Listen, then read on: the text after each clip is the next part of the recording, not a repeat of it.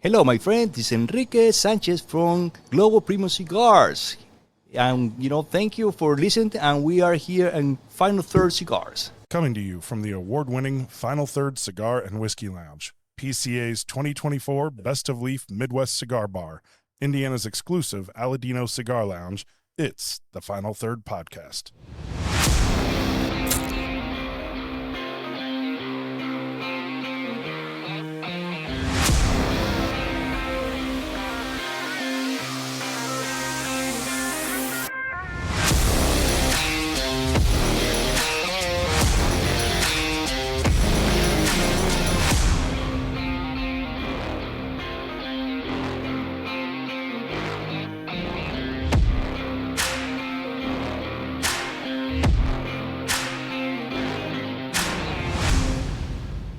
Welcome back to the Final Third Podcast. I'm Rob. I'm Mike, and we have another guest with us. It's like we always have guests with us nowadays, right? Yeah. I kind of like this theme. I do too. I like it. So, Rob, who do we have with us today? This is a very special guest. I think I've met you for the first time at PCA in person. We've talked on the phone before, but this is Enrique from Global Premium Cigars and from 1502 Cigars. 1502. He is the master blender. He's the owner of the brand. He is the guy.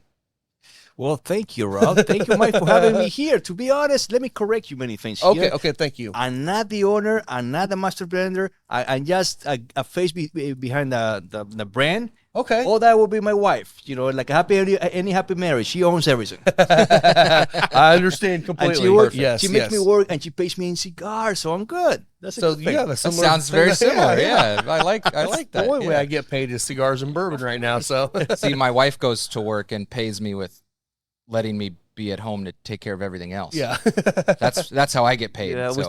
in my case, we're still negotiating the part, but Yeah.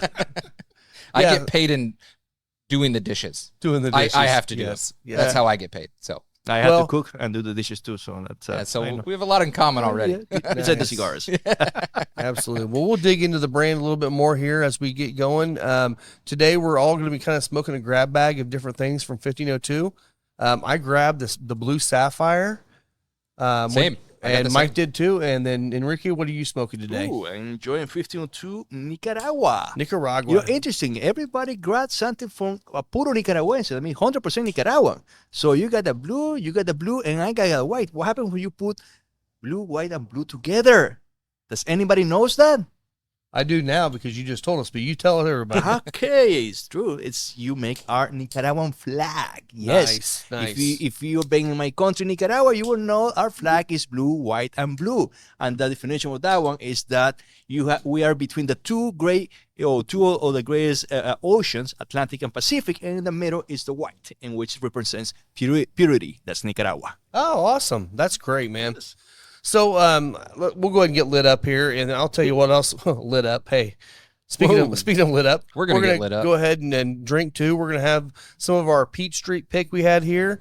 We always like to share some of our barrel picks with our guests that come on that aren't from around here. So you can at least try some of the whiskeys that you may not be able to try anywhere else. Well, I'm a fan of these. When you said try a little bit, you actually just saying a little bit. You say all you want. All you want. All right. If this bottle's killed by the time we're done, that's fine too. So all right, and pour as much as you want, and then we'll pass it along too. So Scott's favorite thing to say is, "I don't think you understand how much I really drink." So yeah, it's okay. Well, we all have family, kids, and everything, so we understand that we need our adult Birchberry, if you want to call it. Yeah.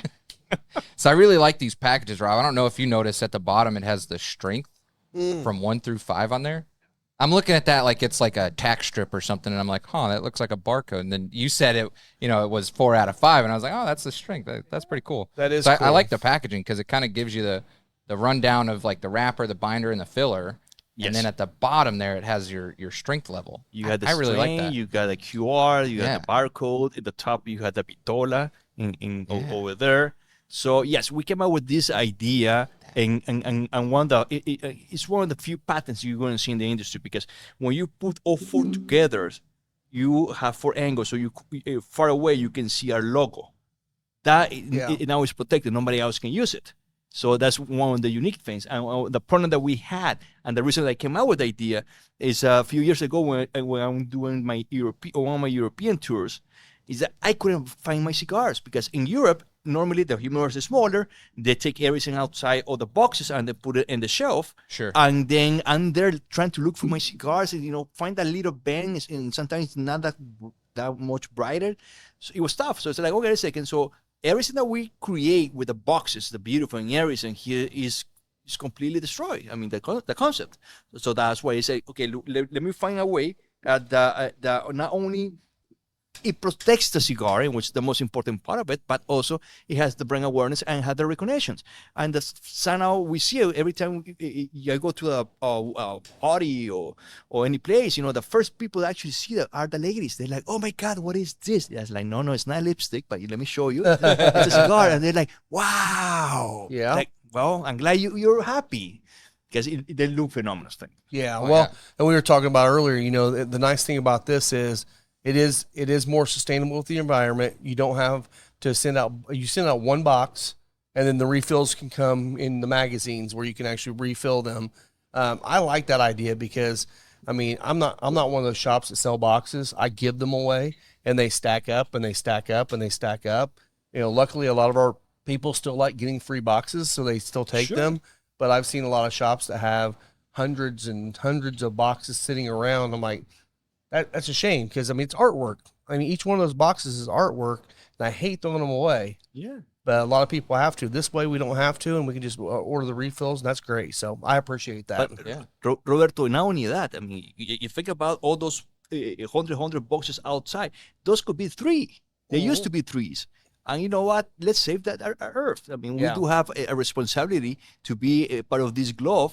Might as well just take the best care of it as possible. And, those like you say, you buy the wooden boxes, recycle, just get the magazines, put it inside, and we develop a system in which it's easy to implement. You just put it in that's what we call magazines. We put it like magazines, and it stays perfectly still until you take the wrapper off. And only that is that the carton boxes is a lot easier to recycle. Yeah. And we are trying to insist that you do that, recycle those things. Put in the recycle bins, so it's always continue. Yeah. Love it. That is great. I like that. So, so tell us a little bit about your journey. So correct me if I'm wrong. So were you joking, or you are not the master blender? Well, I mean, you are involved in the blending process. I know that much. I do the blending. Yes. But I would not like to consider myself a master blender. I got you. Master blender into today it's a very interesting concept. I think Star Wars had a lot to do with that. Master Jedi, Master Blender, all those masters. But in the end, a master blender, in my perspective, it's no different as Alchemist. Somebody that changed the raw materials or watched the changes of raw material during the process to make sure of every time that you try one of our cigars, it's always impeccable, exactly the same as the other productions. And that's one of the key things. Now, master blender is somebody that works a lot more, also is very knowledgeable in the fields and is taking care of each of the process. Okay. That normally is not my job. My job is to create the blend. Gotcha. With them, and then I can throw the ball to them once we decide if that's the correct blend. Now it's your job to duplicate it and maintain the consistency over the years of years. Okay. That's a great distinction. Yeah, I never knew that. Yeah. Let me always put an example. We all love music. Yeah. Let me put it so I will be the composer. You will be the director of the symphony. And that's the idea. I mean, so do I consider no, of course not. I mean, those are people more into that part of the aspect, watching every part of the change reaction of various. Imagine a lot more rain. That's going to affect the raw material. A lot more sun this year compared to last year. That would definitely. So they had to be playing with the atmosphere of what I said that beautiful Mother Earth have given us, like heat, weather, all those things, to make sure that every time they do the job correctly. And that's their part of it. Yeah, like how wind plays into crops and stuff, could change the way that your leaves are grown. And of course. Yeah. That's cool. Well, cool. Yeah, it's a little different way to think about that. I guess, I never not a lot of people talk about the different like positions that there are, the different, like the master blender or, just the blender. Or well, we talk about that a lot also on the distillery side. There are, like we have a distillery down the road here called Moondrops, and the head distiller right now does not have the master title yet. And the reason why is because he's distilling, he knows what he's doing a great job, but until his stuff ages out, and then they start seeing the product down the road, the master title's not there. And he totally understands that and he agrees with it. And I'm like, I like that process more than someone that just gets hired on and says, here you go, you're a master distiller. And it's like, oh, I'm brand new to this, Master Jedi. That. Yeah, exactly. So he right now is a John Padawan, to be honest. Yeah, exactly. Yeah. Cool. It's interesting when we're talking about this concept because everybody asks me about the thing. I mean, how do you come up with the blends? How you the blend process? Are you master blender? Are you blender? All those normal questions that we all think about it. And to be honest, it's I would say that there's two types of blender in this industry. One, it will be the corporate blender, in which they're very knowledgeable about even the field. I mean, how the process and each of the process. But when they blend for a specific market. And let's say if they're going to make a cigar for Mexico, everybody knows the Mexican, they love their spice. So, make sure they have a little bit of the kick on the spice so the market is happy about it. And then you have the other one, in which I do consider myself in the part of the group, more the artistic blenders, that we start with an inspiration. Yeah. And from that inspiration, we develop everything into whatever you try in the market. And we guarantee you that that's the best alternative that's going to be there for the inspiration itself. I mean, just to give you an example, 51 Nicaragua, that we're enjoying right now. Yeah. Where did I get my inspiration from that one? Especially when my wife told me she was pregnant for Enrique Fernando, my youngest one. Well, he's 10 years from now. But in that time, I was like, oh my God, okay, I'm going to be a father. After I got out from falling backwards, and I said, okay, what am I going to do? So of course, I have to make a cigar. It has to be a blend. First of all, puro nicaragüense. It has to be, because so my kid does not forget his root. My wife was born in Nicaragua. I was born and raised in Nicaragua as well. My kid was born in Miami. It's the closest point to the United States. After that, everybody is part of the United States. I was kidding. But anyways, I want to create something that he never forget his root, puro nicaragüense. So that's one of the things. Okay, now let's work to the next idea. It can not only be a puro nicaragüense, but it has to be all representative of Nicaragua.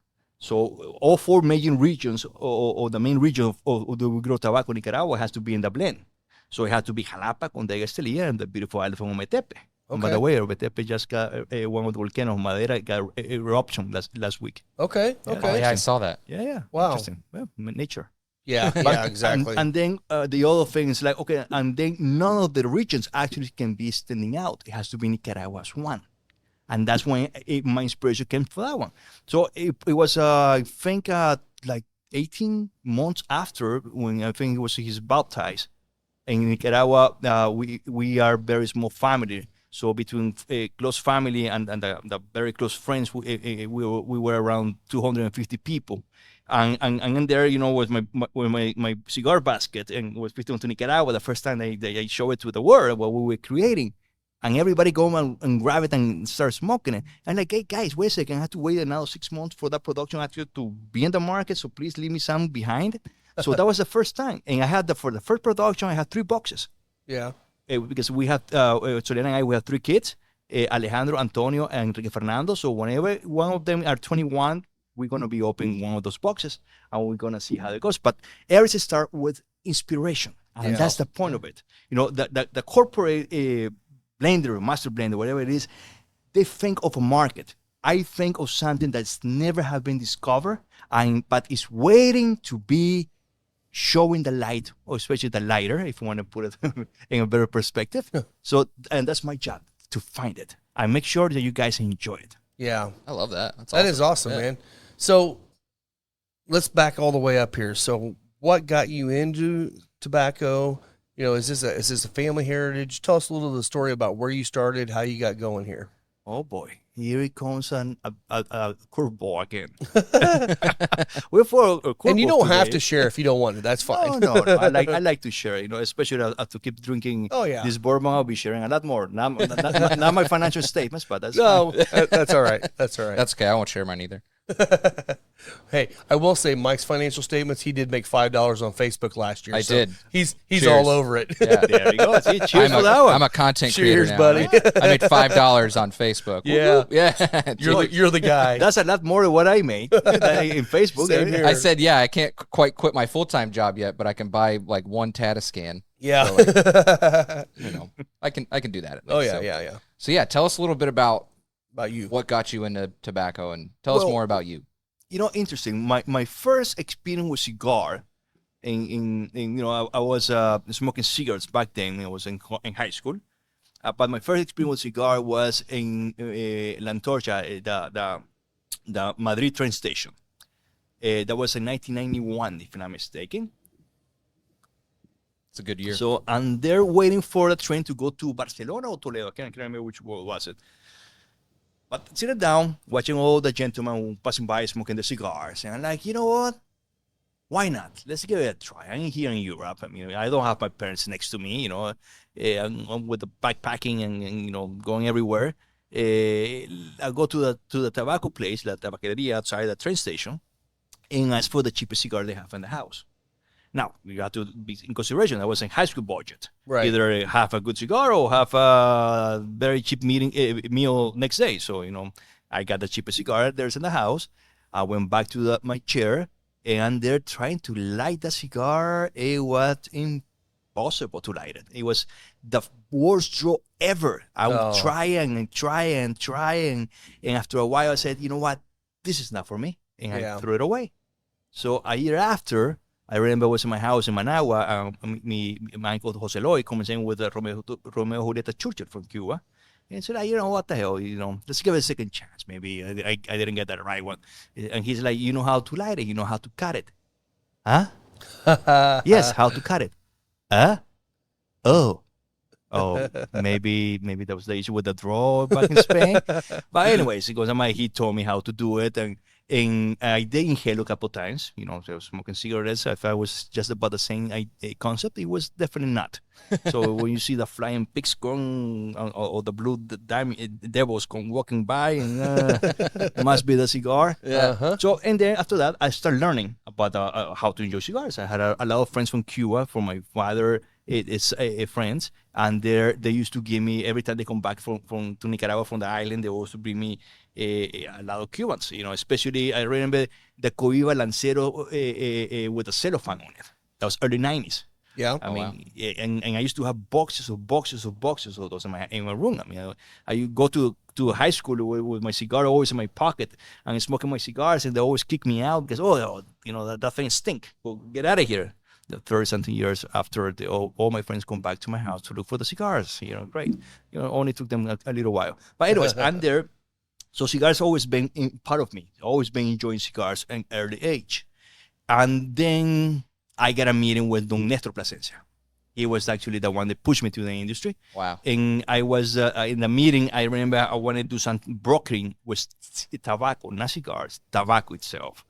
And he listened to me for like 20-something minutes. And after that, he's like, but Enrique, I already do that. So I don't need you for that. And I'm trying to convince him, trying to do my Ricky Ricardo charm and everything. And he's like, no, don't waste your time. Don't waste my time. It's not going to go anywhere. And I'm like, okay, well, at least I try. So, and he turned the table on me. He's like, why don't you make your own cigars? I'm like, no, come on. I like to smoke everybody's cigars. It's I don't have the ego to it. He's like, no, because and he throw me a very good speech, and a good sales speech, and to this day, I still keep that speech in my mind. So he tells me, Enrique, there are so many people taking pride of our Nicaraguan product. People from the United States, from India, Asia in general, Europe, everywhere. But you don't see no Nicaraguans. Like, you are true Nicaraguan. Your family been living here for over 200 years. You were born and raised. You love your country. You have passion for your country. Yeah. And you love cigars. If you can combine both of them, there's a competitive advantage nobody can take away from you. Yeah. And I'm like, that's a beautiful sales pitch. And sure, he's just wanted to sell a lot more cigars. There's no doubt. and they're still debating. And he's very humble. He tells me, Enrique, give me a chance. Yeah. Okay, now when that happens, it's like somebody slap you in the face. Like Godfather telling you, I'm going to give you pieces you can't refuse. Well, something like that is what happens. Now I cannot say no. Yeah. I should be the one in my knees asking him for a chance. But he was so humble to tell me. So in my mind, I was living in Nicaragua at the time. In my mind, I was like, what's the worst can happen?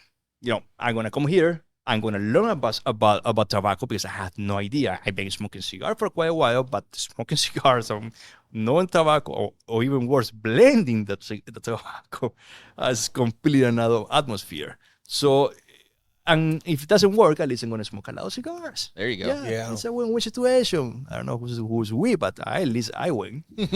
So, and that's how we got started. Okay. And the first 3 blends that we created was 1502 Emerald, 1502 Ruby, and 1502 Black Gold. And I was blown away for what we created.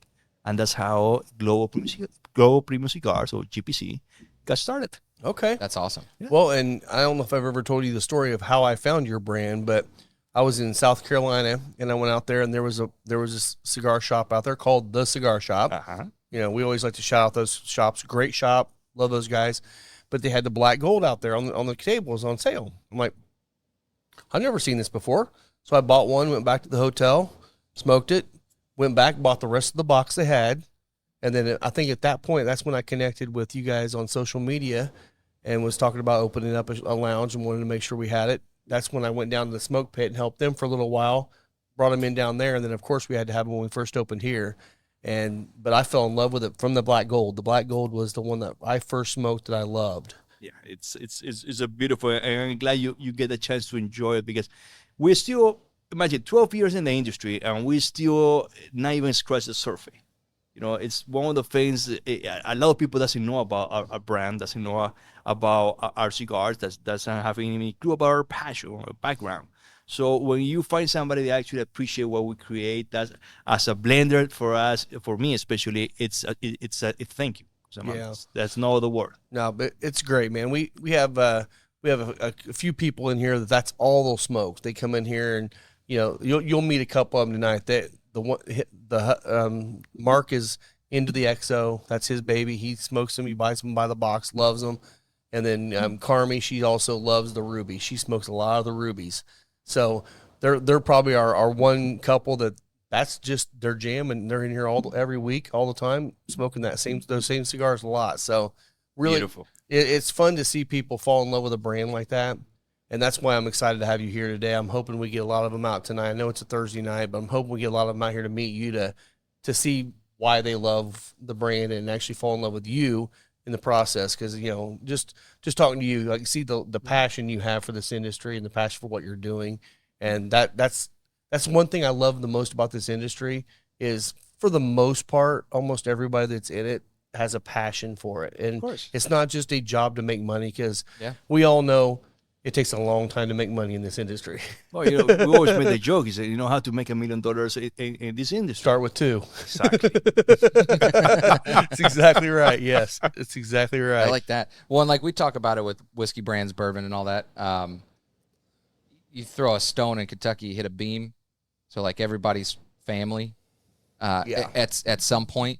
And it's cool to see that some of these other brands are also very supportive. Al McAuliffe mentioned the same thing because they're near Placencia too. So he spoke with him and kind of had a similar thing of just community and like, you can do this, like you can do it. So like go do it.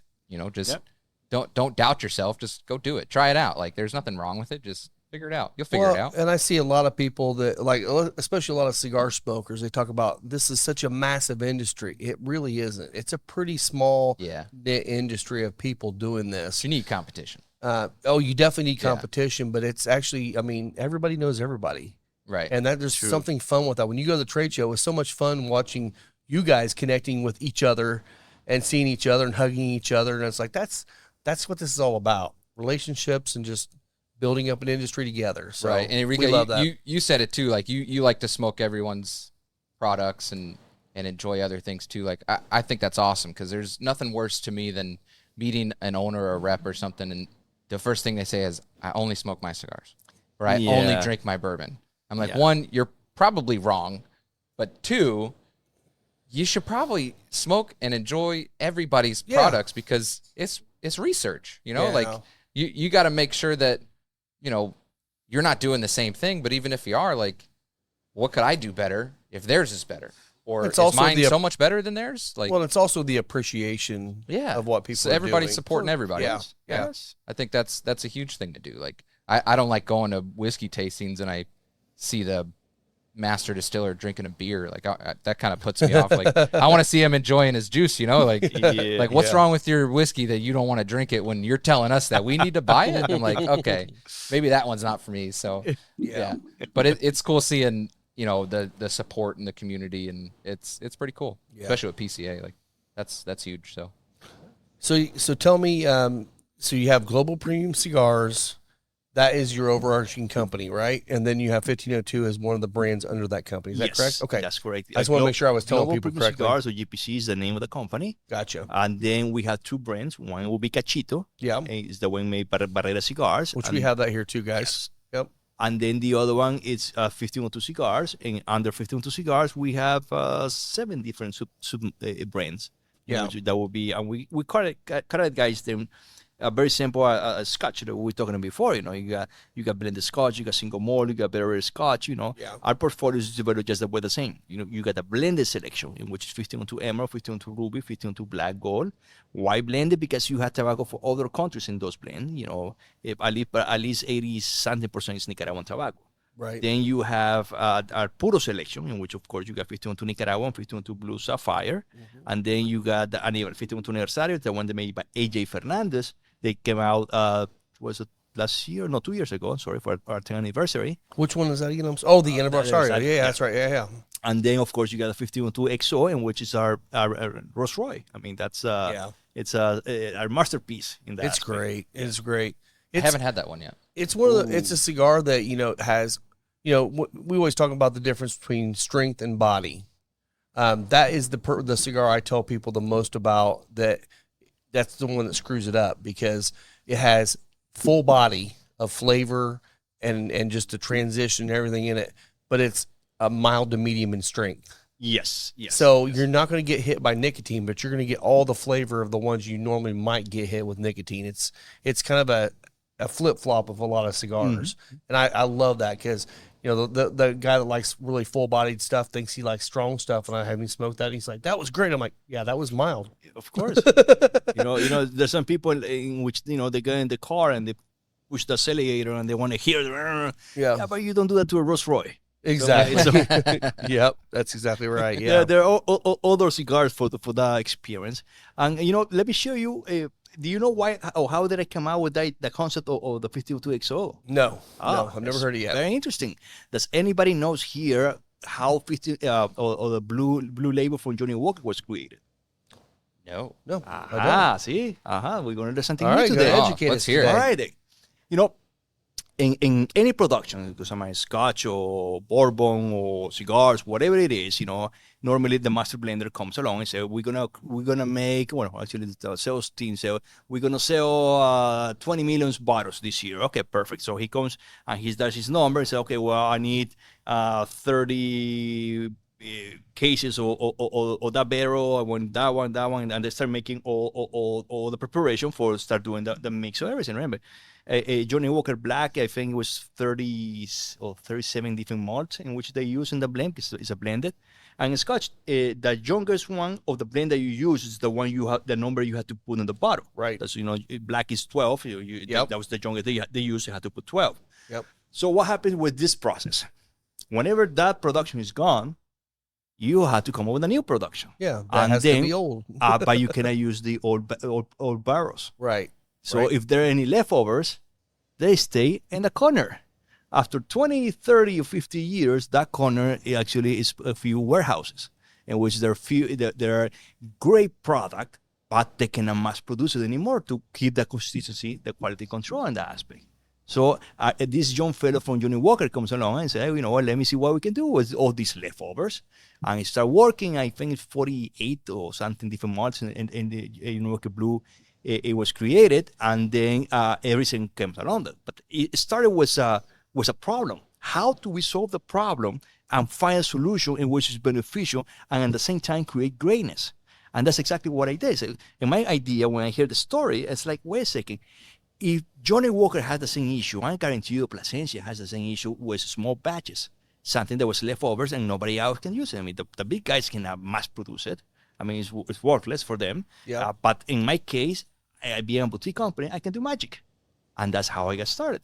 But able to do that, you had the limitation because 18-year-old tobacco. Not only I had to have 18, but you had to have the 17, the 16, the 15, and so on, so on, so on, so on. So when this batch goes to the market, and Equa start working in the chain of reaction. Yeah. So, and that's very important. So now your limitation is completely narrow.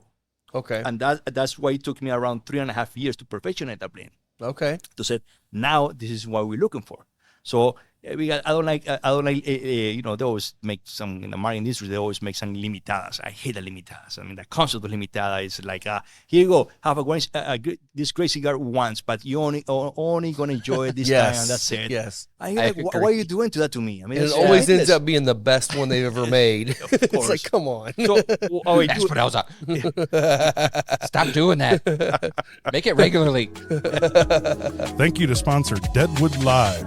Derek with Deadwood Live is producing top quality live edge products as well as bourbon themed furniture. If you've been in the lounge, you've seen the custom live edge table and barrel stools produced by Derek. Be sure to give him a like and follow on Facebook at Deadwood Live. That's DED Wood Live. So with this one, what we did is do a limited production. So every year we release X amount of boxes, and once the boxes are gone, you have to wait for the next year or the next batch to come in. So it's different concept in that aspect, but it was definitely thinking of a problem or how to have solve the problem, looking for a solution and create magic between it. That's great. That's great. Retroactively thinking to be proactive on not having a limited. Well, and does all of your tobacco come from Plasencia other than that? The Anniversario. Well, everything is being manufactured in their factory. Okay. The tobaccos that we use from Nicaragua, they're all from the farms. Gotcha. There are some in which, for example, Mexico, we use Casa Torrant for the Sanders Mexico. Yeah. The 1502 Ruby, in which the wrapper is from Ecuador, Sabano, Ecuador. It comes from the Oliva family in Ecuador. Gotcha. So, but everything goes to Plasencia. So, but we always try to work with what they create. I mean, even Cachitos. In Cachito, we were Barrera. Barrera started farming a few years ago, and we immigrate everything that has to do with the tobacco they produce in the farm, because it's the only way you can keep the consistency or you can control the consistency in time, is to have access to the raw material right in the field. Yeah. And that's one of the key things. And I always tell a lot of people in the industry, it's like, if you're not integrated all the way back, you're going to have a shortage, you're going to have a problem, and you're going to have definitely your market will see it. Yeah. And will definitely will penalty you for that one. So make sure whenever you get started, start right. Look for those people in which they they have been doing this for many years and they have access to those fields. Right. And I will say Plasencia is definitely one of those families that have the farms that is consistent across the board.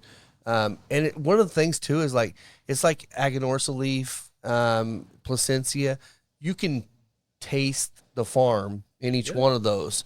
Some other ones, they're blending different ones and stuff, and that's fine. They all make great cigars, but you can, when you can taste, this, I know what farm this is coming from. That's kind of special. That tells you how consistent they are and how many products they probably are putting out in the market that you can taste and blend. So of course, I love that. That's a cool way to think about that too. Like you're sourcing tobacco, just like, a new whiskey brand, when they first start up, what do? They source. Yeah. They source their products so they can sell. You got to pay your bank note. So, you got to sell something. Most of them distill white and they sell that, in 6 months. And then others will source, MGP and bottle it up or double oak it or do something finished with it and sell it that way. So that's pretty cool to correlate that. Let's ask a little bit of something a little bit more personal, and also, go ahead and shout out your bride a little bit here, because I love your wife. She's awesome. Oh, yeah, she is. I've communicated with her for 3 years now in the 2 different businesses I've been a part of, and she's always been awesome. So yeah, I really like her. She's nice. She's really nice. So Sol, I always call her Sol. Is that the way she likes to be? Is it? Well, Solana, right? Yeah, interesting. Her name comes from the two name of the grandmas, Soledad and Ana. So it's a made up name. And they put it together. So they have no fight between the two grandmas. So they put Soliana. Soliana, I like that. I like that. I never met anybody in the world or heard anybody in the world with the same name. So that's very unique. But not everybody can pronounce it on the same Soliano. Remember Soliana. So a lot easier to say Sol. Yeah, like that, the sun. And that's exactly what she told me. Because I was trying to pronounce her name. She's like, just call me Sol. I'm like, all right, I got you. She gets a lot of Selena. And which is quite different because I know not Selena, Soliana. Soliana. Okay. Yeah, I relate to that. Yeah, I've never met another Mike before. It's very, no Miguel's out there. No Miguel's. Ever. Never. No. Give it to Mikey. He likes it. I didn't get made fun of as a kid. Never. Ever. Never. No. So how's that bourbon pairing with your Nicaragua? I like it. I'll be smoking one of those here in a little while too. So yes, definitely. Good. I think with this 152 Nicaragua might not be the best one because this one, the Bourbon has a lot more overpowering of the cigars. And it's also 122 proof, so it's a little proofy. I feel it.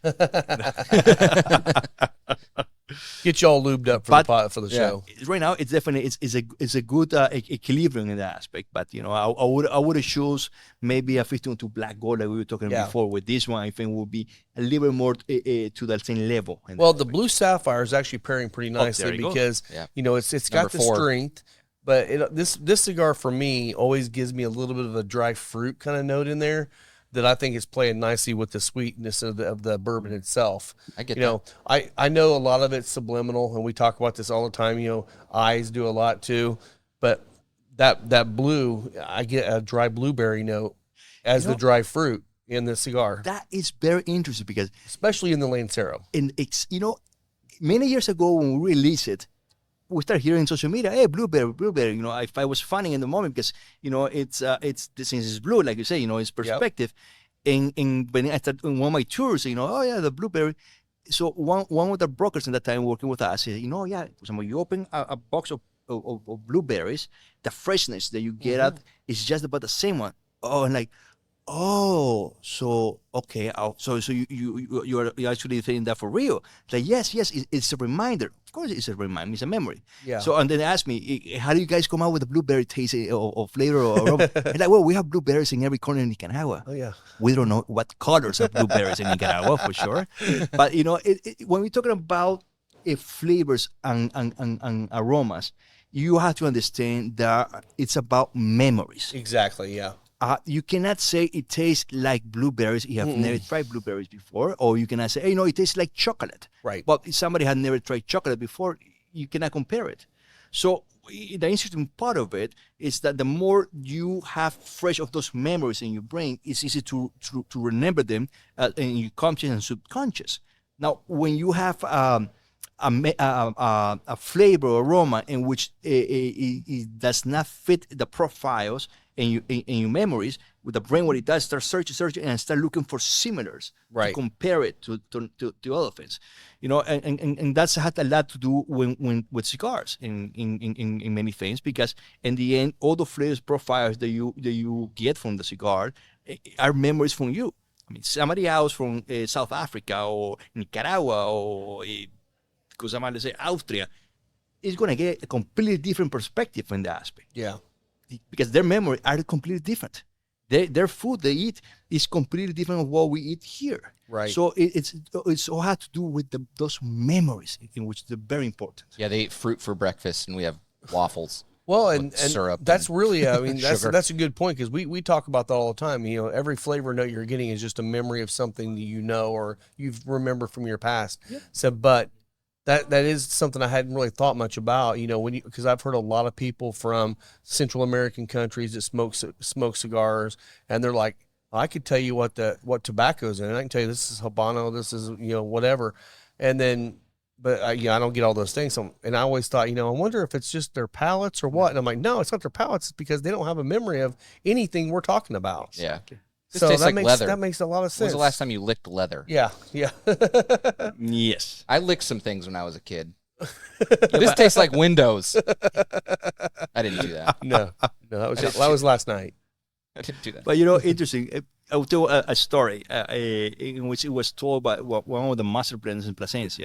He's the two gentlemen from the United States. They fly there and they do make their own cigars. They're blending, and they're in the blending room and they're rolling the cigars, very fresh, and they're trying it, and they start to get sophisticated with the memories they get from the cigars. Oh yes, this is not from the east or west or the Amazon. Oh no, wait a second, the salt is from, and they start getting, and you see the master blender like playing ping pong, looking to one, to look into the other, to, and then they realize they have a master blender in front of them. Yeah. So, and they're like, oh, let's try the Master Jedi here. So what do you taste it for you? Like, well, it does taste very similar to Ligero from Condega, and then have a little bit of Viso from Esteli, and a little bit of touch of the Seco from Conde from Jalapa. Yeah, yeah. And they look at each other like, oh. Yeah. But it's true. I mean, it is. For us, when you guys talk about flavor profile, for us, we talk about tobacco profile. Right. And that's where it's in our memory. So it's I'm not saying the one is right and the other one is wrong. It's what I'm saying is try to get more familiar with the flavor profile of the tobacco itself and not compare to other things, because you might get a different a disruption of reality. Yes. Well, and that's one thing. I actually have I would consider a decent palate for pulling out flavor notes that I know. But the one thing that I really want to learn this year is I want to break down and taste tobaccos from everywhere to get to be able to get that, because I mean, like, that's I know you see a blend and it has Costa Rican or it has Peruvian tobacco in it. It's like I want to know what that note is, so that when I smoke a cigar with that note, I know that's what that was. And I think that's a great thing to be able to learn. And I'm not there yet, so I want to get there. But you know what? It's only one way to do it. It's start comparing. I do the same time. I'm in my house and I go and I do have the churritos for all the regions, all the different part of the, it's a Viso, Seco, Ligero, or the different regions and country. And it's like, you know what? Let me go just to remind me or remind my memory about the flavor profile or the memory of Condega Jalapa, Condega Seco does. Yeah. So I go there and grab the churrito and just smoke that one. It's just to keep my memory always fresh. I need to hit you up and get a care package. I'll send you some money or something. Send me a care package of other different tobaccos. Or you can tell Soliana. Okay. All right. Just a hip. Yeah, no, yeah, all right, Soliana, I'm calling you.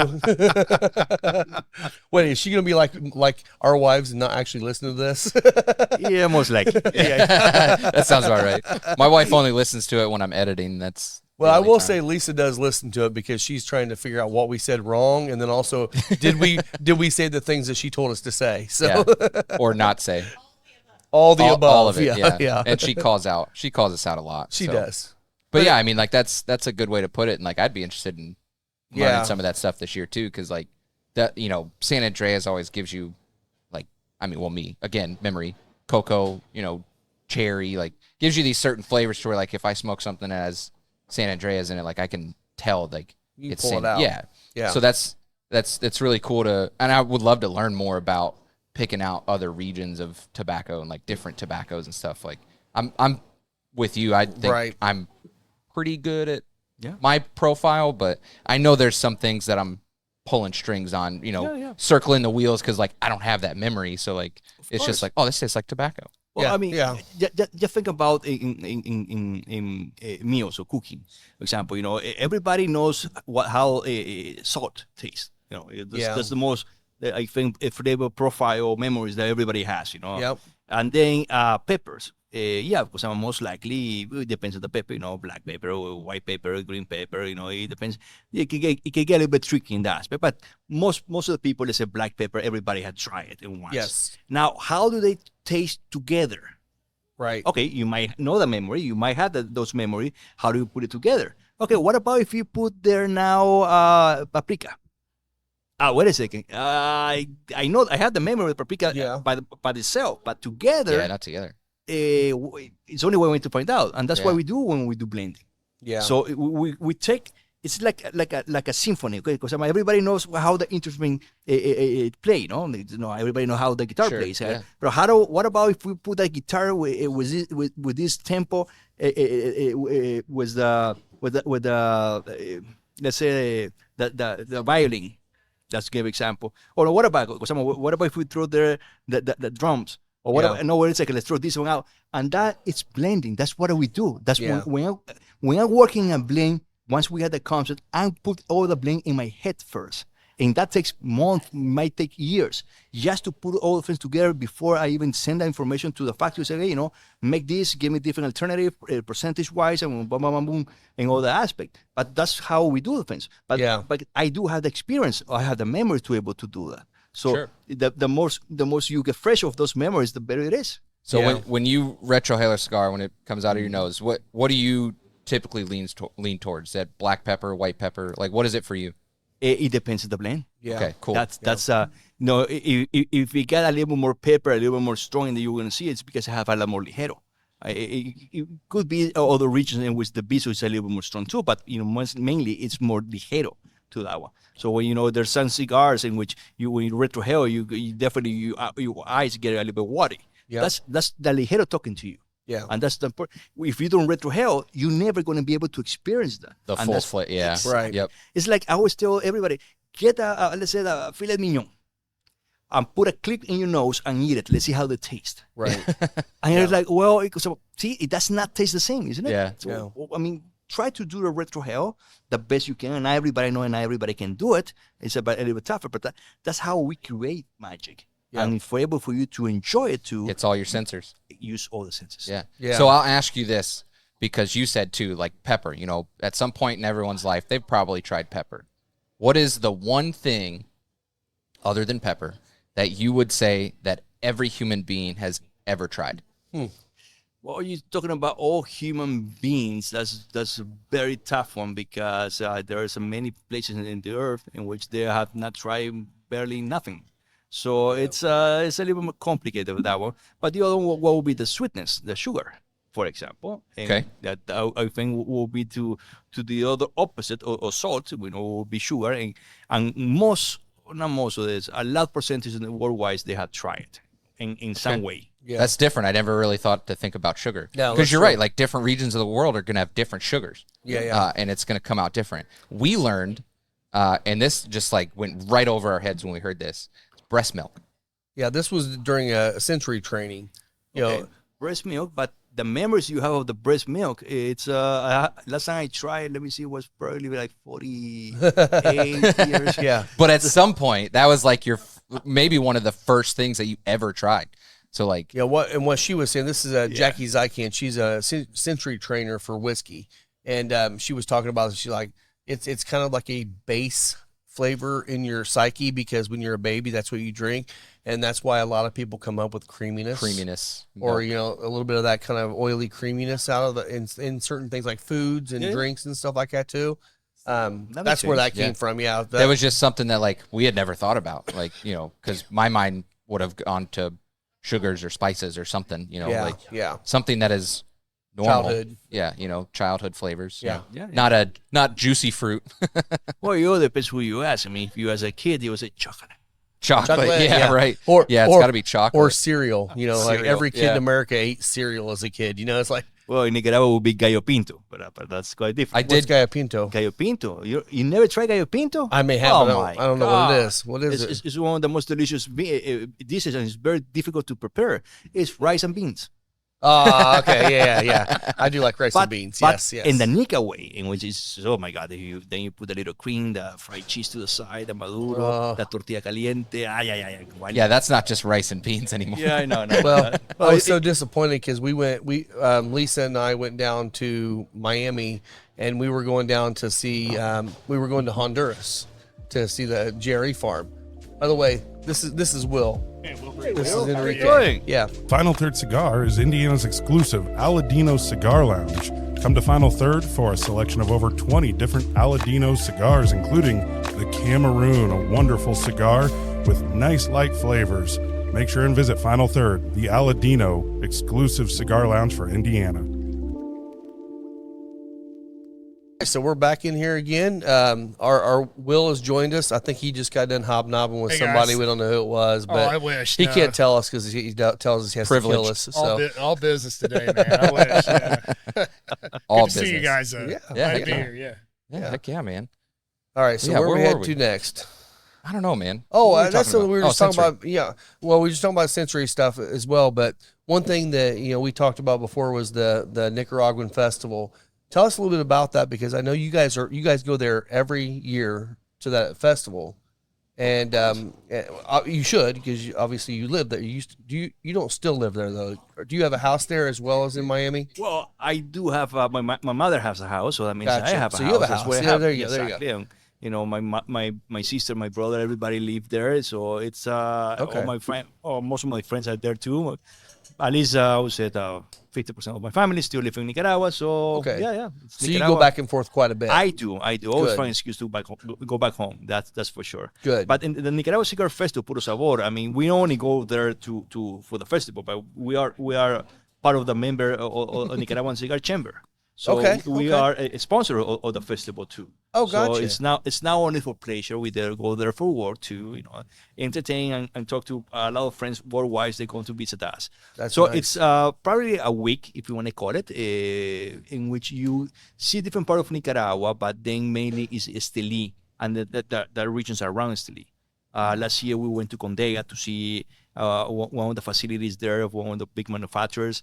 And then there's other places that you go there, and every day there the activities in the fields and the factories. But then in lunch we all get together in the same place. Have a wonderful lunch, Nicaraguan meals most of the time, and different meals, and then a few drinks.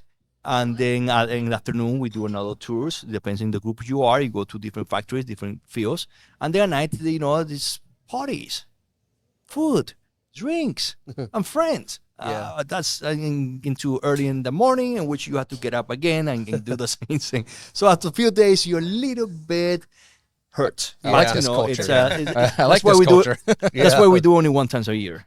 Yeah. That's our weekend. This weekend is the Indianapolis 500. So Yeah. Oh, true. yeah, our buddy Scott, our fourth member on the podcast, he's camped out down there now, and he goes for 4 days straight. So Really? we're going down there tomorrow morning at 8 a.m. to have breakfast and do another podcast with him. Beautiful. So Yeah. same thing, very similar. Big party. Yeah. Big Very party, similar, but with no vehicles. yeah, food, Yes. drinks, yeah. Yeah. So we have a good time. Cigars, So, all the cigars. We'll have all the cigars all cigars, day. yeah. Yeah. Some 1502s, Oh, absolutely. We'll throw 'em in Yes, there, yeah. So we did. I lied. I told you I hadn't tried the black gold. I have had the black gold. Okay. Because our pairing of the month of May was the black gold. Oh, so every month we do a cigar and whiskey pairing. We put it on the board up there by the bar, and you get a discount if you get the cigar and the whiskey.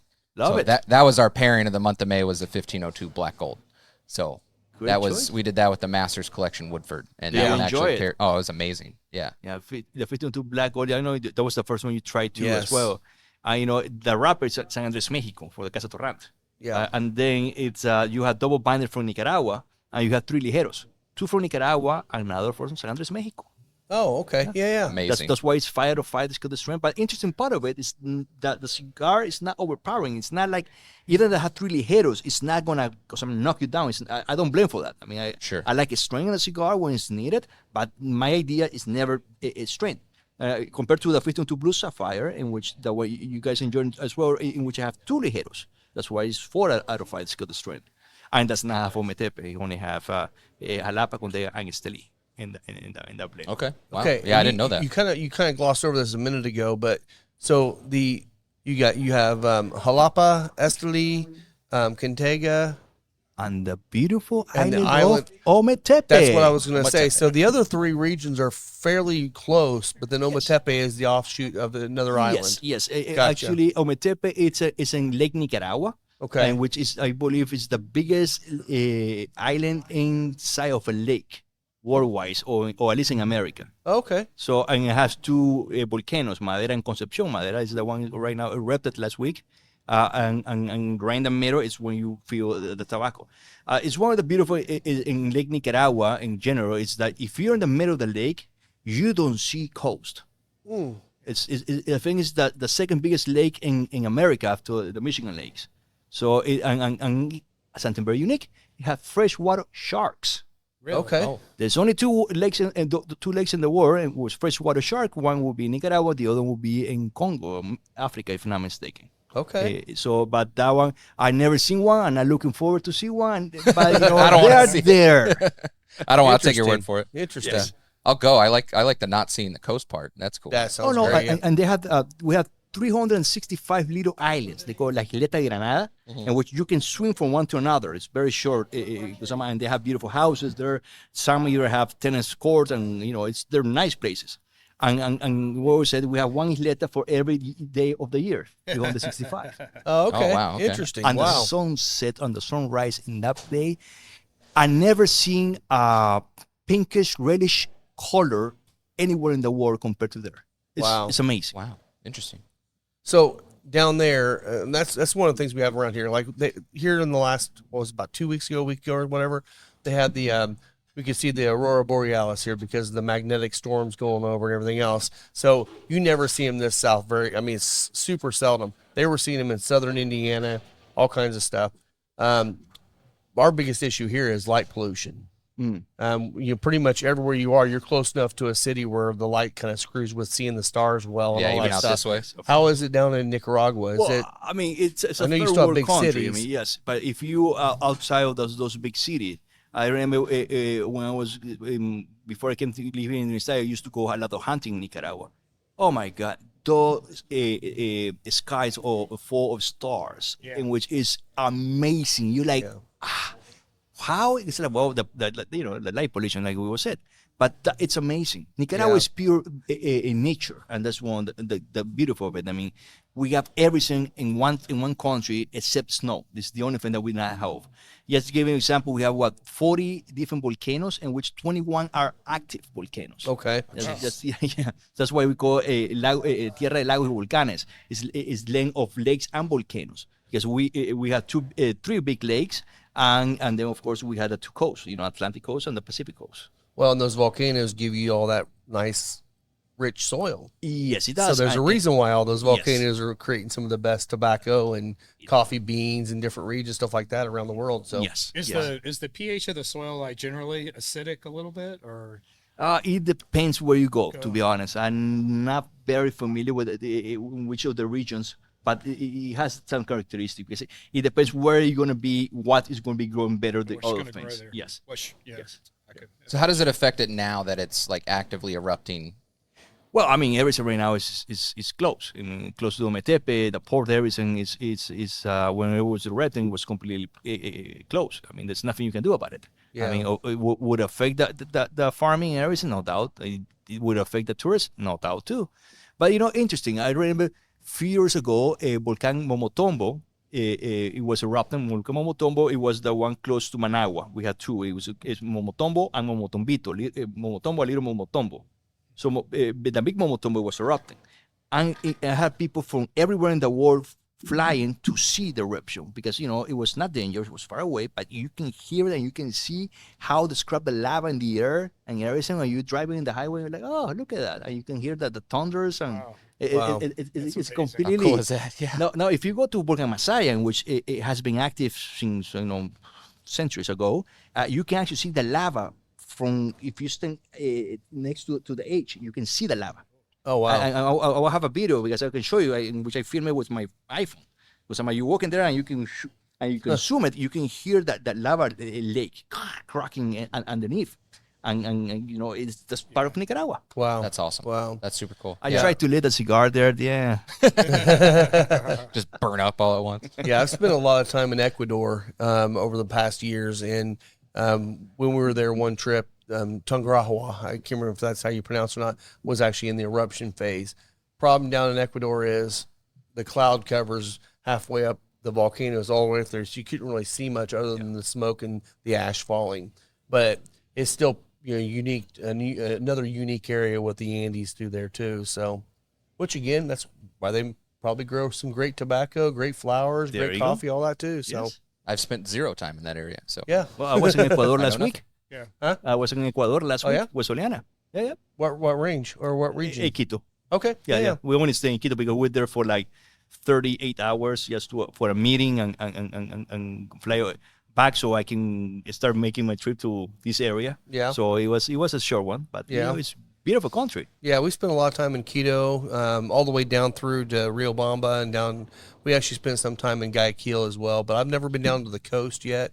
Yeah. I'd love to go down to the coast sometime because, that's where they all go on vacation, so it probably is the best place to go. So I don't blame them. You travel, Will. Have you ever been out to like that area or like any of No, I those haven't places? been to Central America. No, You've never been in Nicaragua. No, I haven't. haven't Yeah, We had to change that. Road I've trip. done mostly like Caribbean Okay. yeah.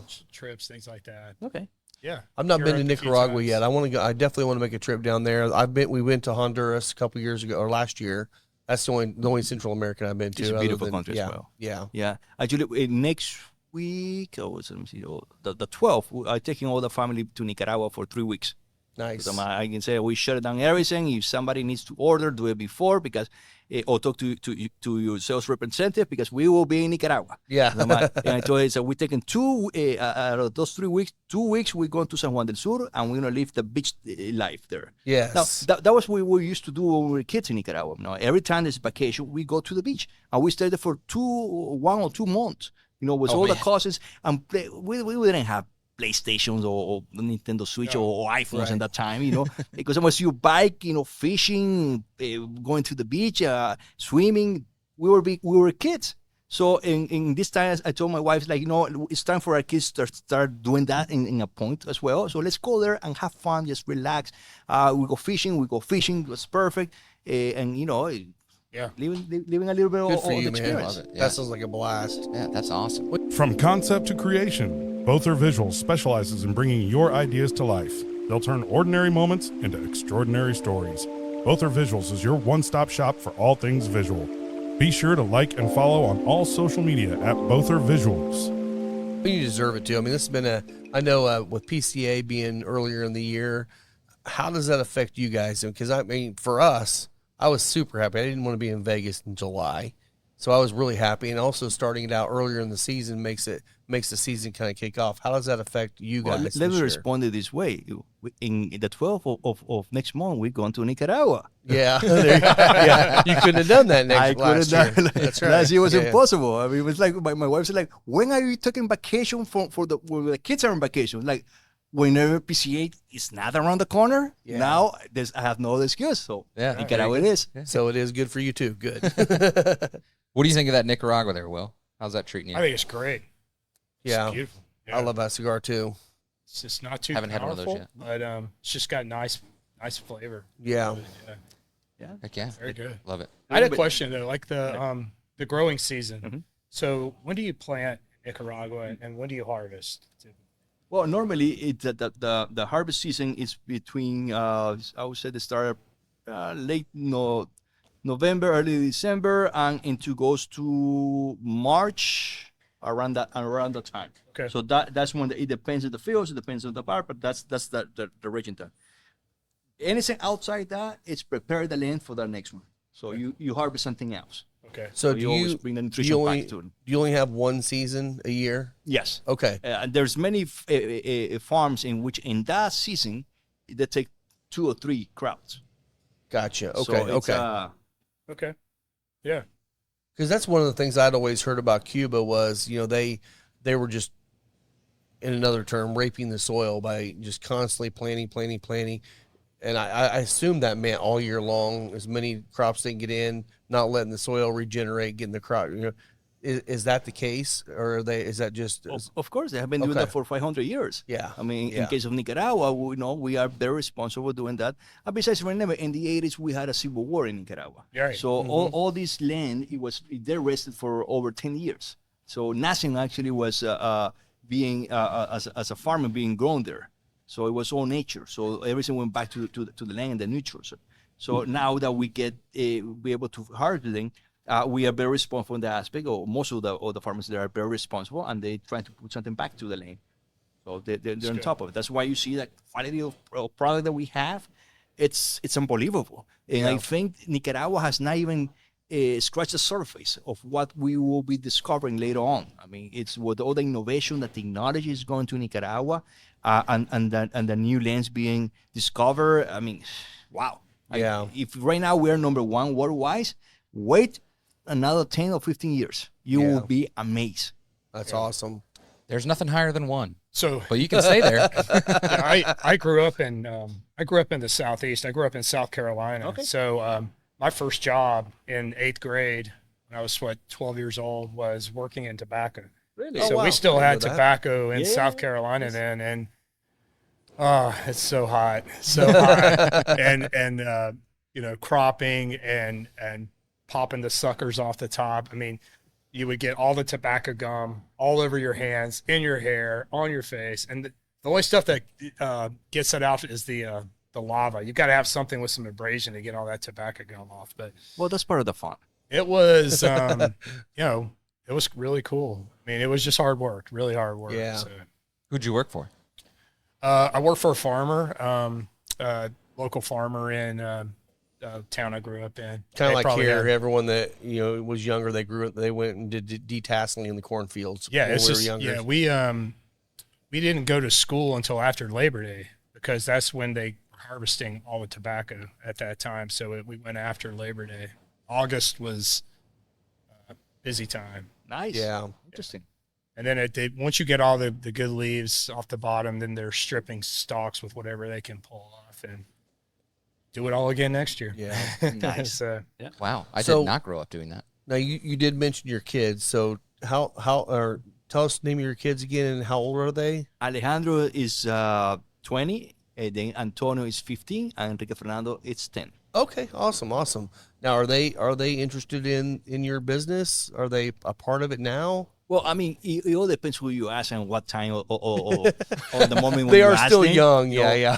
When they want something, they're like, oh, no, of course, I'm going to carry on with the business, blah, blah, blah, blah. Yeah. When they're trying to be a little bit stubborn, it's like, I don't need you. It's like, nah, that's for old people. So, That's great. it's I do have my hope. It's 1 out of 3 that would be great because some of my ads are high. So if we get all 3 of them, that would be amazing. Yeah. So, but the saddest part of my business, I remember when I was growing up and all my fathers going to the farm to work or business trip or meetings or whatever it is, board director, he always had me next to him. Yeah. And you learn a lot of things there. You think you're not listening, but just to be in a board of director in which things get a little bit more, I said, complicated. The adrenaline that you smell in the moment, how you deal with body language, how you deal with this, and at early age you're learning all those little details. Or when you go to the farm and it's payday, and and my father said, because here's the bag, you pay. Because I'm there, I'm probably 10 years old, and I'm counting the money one by one. And my dad is next to me, just making sure that I do it the right way. Yeah. You learn all the things, and I have not been able to do that with my kids because legally I cannot add them to work with me until they're 21 because it's tobacco product. So they limit me on that aspect. But it's satisfaction sometimes when I get my car stock, going to Miami, and I tell one of my kids, hey, inventory. No. That's not how you do inventory. Because I'm gonna put all 52 emmers to one side. Now you divide them in bitolas, and then because you put, and then you stack it up, and you count each of them. Now you do the same with the ruby. No. Don't go for the 52 black gold yet. You always keep the same order: emmer, ruby, black gold, Nicaragua, blue, aniversario, and exos. And so you teach them. Yeah. So whenever that happens, later on in another round, they know what to do. But at least I'm trying to teach them the best that I can. Yeah. So I try to work with the limitations they're giving to me, and I try to do the best I can. Yeah. Well, that's awesome. great. That's great. So yeah, I don't know if you saw her come in. That's my daughter Chloe down here at the end. She just turned 21, so she can legally start slinging drinks and handle the tobacco and there stuff you go. too. So yeah, it's always fun having family involved and to be able course. to be a part of that. So that's great. Yes. Yeah, my mom was an IT director when I was a kid going to work with her, so I got to sit in the corner and watch her type all day. So And now that's what Mike does a lot. that's what I do a lot is sit in the corner and type. So I guess I learned that from my mom. So same thing. So does cigar culture in Nicaragua involve alcohol a lot or not so much? Or what do you think? Well, let me put it this way. Okay, whenever there's a strike in Nicaragua, the strike ends at 5 o'clock in the afternoon on Friday, and it renews back on Monday around lunchtime. Just giving you an idea. So we are very particular with our free time in that aspect. Okay. So I would have asked the question the other way around. Does alcohol involved around Nicaragua?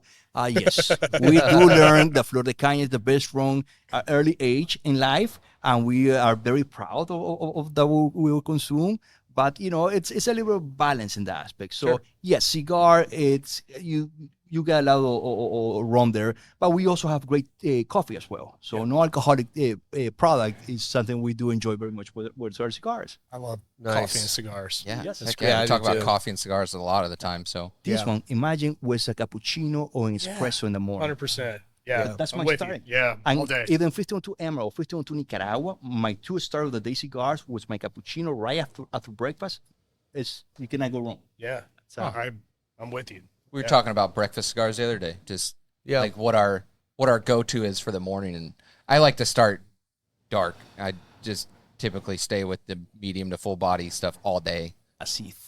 Yeah, I know. Oh, this is definitely going to be a morning cigar for me Yeah. now, all day. And the good thing about that for you, I know you're like me, you like the strong, a little bit more full bodied or mild, medium to full. That one's still in that world, but it gives you those lighter, nuttier notes. that kinda I like the comes through. nuttiness. I like Yeah. the creaminess on this. Yeah. It's great. Good deal. Good deal. Well, what else we got going here? Nothing. I know we got the event Got a getting whole ready to bunch. start up here in a few minutes. We've already got, I know, a few people ready to come meet you, so we'll cut this off here in a few minutes. But any other last questions or thoughts we have here? I'm good. Will, you got any questions since you missed some of it? Yeah, I kind of threw some out. And I Okay. was just curious about the culture heck yeah. of cigars in Nicaragua and how it kind of pairs with alcohol, and some cultures don't, involve alcohol a lot with cigars, and I just think it's interesting. Yeah. So you said rum. So like, what do you like to pair with? Like, do you have a specific rum that you like to Well, use? Flor de Caña from Nicaragua. I had to say that Flor de Caña was no doubt one of the best rum in the world. I will try not to be humble and say one of the best rum in the world, but I also think it's the best rum in the world. Yeah. So for us, it's very proud of the Flor de Caña. I mean, it's interesting how you see the process, because it's the only rum, and we talk about the Centenario line, in which is sugar free. They use in the third distillery process, they took away all the sugar. So it's something very unique in that. It's a pure spirit. It's Yeah. completely. And actually, do you know how, you can see the rum, you can smell the rum, taste the rum, but you can also touch the rum. Oh yeah. feel It's it. part of Yeah. it. Yeah. I mean, a well-aged rum, put a couple drops in your hand, and you flip it and, let it dry.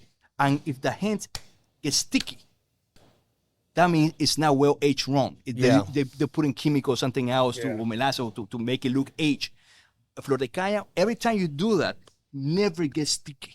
It's Okay. completely clean in that aspect. And that's why I say, it's one of the best rums. Okay. Interesting. That's yeah, great. I didn't know that. I'll have to try. I So- don't think Yeah. I've tried that. I have Yeah. not tried that. So we'll finish off. We did try that. They had that at the trade show. So they had the two rums they Oh, so had you there gotta try that one. was the Flor de Caña, and then there was also the Leon Jimenez. Leon Jimenez, Which actually that was really good too. It's not even being distributed anywhere yet. That was really good too. Those were the only two rums that were even available at the show. So Let's those say, were is the this ones you stuff go we can to. get like in this area, or Flor de Caña, I believe you can. Yes. The other one's not available for a Interesting. while. So yeah. yeah. Well, we'll have to try to find some of that. Yeah. So, okay. So we talked a little bit about the boxes. That's the new marketing, new strategy going forward. Is there anything in the pipeline you want to chat about maybe? Well, there's many things in the pipeline. Well, of I mean, course. that's Yeah, that part I cannot tell you too much that's going on later Don't worry. on. We won't tell anybody. It's That's fine. Yes. Nobody listens to this. You can tell us right now. That's why they tell me all the time. And the next day, instead of flashing news, Enrique Sanchez just said. We stopped recording. We're not recording anymore. Yeah. No, there's many surprises. I mean, Global Premium Cigar has been in the market for 12 years, and we have not even getting started. There's Yeah. many things that we are committed to change in this industry. I mean, when I say change, for the good, of course. And there's many surprises that will be coming along, hopefully very soon or more sooner than later. Yeah. But there's a lot more focus in Nicaragua right now. So it's going to be That's very awesome. interesting. Yeah. Now, you guys do you guys do both shows, the TP and PCA, and what's your future goals, or do you have that yet? Last year we did TP as well. It Okay. was very interesting. This year was impossible. I mean, it was almost back to back. Right. And I was right after Nicaraguan Cigar Festival, Puro Sabor, and it was like, I can't be involved. And I had to stay in Nicaragua for another 2 weeks after the show for the event. So it's like, no, there's no way I can be there. Yeah. But we do Intertabac in Dortmund in Germany. Okay. As well, we have been doing that for many years. Since Europe is a very strong market for us. Okay. So we definitely will be there for this year. Okay. Good deal. That's cool. That kind of makes a little. I was feeling like with PCA being earlier in the year, and if you don't, because a lot of people I've been here are not going to do both shows anymore. They're going to kind of jump back to PCA and just let's stick with the one that's doing the most for the industry. I wonder if that helps people like you, which I know it has to. When you're trying to release new products, it's kind of hard to release one in March, then go back and release one in July, and be able to do that every year and keep up with it. That's why we see so many of these new releases that take 6 months to actually get. Yeah, but and remember, we're not very similar to many other companies. We do not release new blends every week, every year. Right. I mean, the last one we did release was 15th Aniversario 10. That was 2 years ago. Mm-hmm. And before that, I think was probably 3 years before releasing anything else. Yeah. Because it's the way we do things. I mean, the way. When I'm working in the blend, like we talked about earlier, I come out with the concept idea, then come out with the blends in my head, then create a blend. But when I send the information to the factories, they have to make the blend. I mean, in the end, Right. that's how it works. But how the blend, then have to be sitting down for 4 to 6 months in the aging room for me to be able to try it. Yeah. And what about 3 or 4 months after that? Or 12 months, or 38 months. Yeah. It's only one way to find out is for me to experience that. So Yeah. whenever I come out with something in the market, it's the best alternative that is going to be there. And there's no other option. So and if I don't release it, I mean, it's because I didn't meet my criteria in that aspect. So I'm not the person that I had to come out with blends every year. Right. It's I have I don't know how many blends in the pipeline, in which sometimes they're not ready because I might not. Sure. I had to keep waiting. And whenever they're ready, they're ready. Yeah. Well, good deal. Well, Makes thank sense. you so much for Yeah. coming on here and Yeah, talking very with nice us. to meet you, yeah. Looking forward to this evening, and we're gonna have a good time here too. So, where's the best place for people to find you on social media or websites? Where's the best place they can find you? Of course, I mean everything's under the company Global Premium Cigars in Facebook, Instagram, YouTube, Twitter. Okay. Everything is there.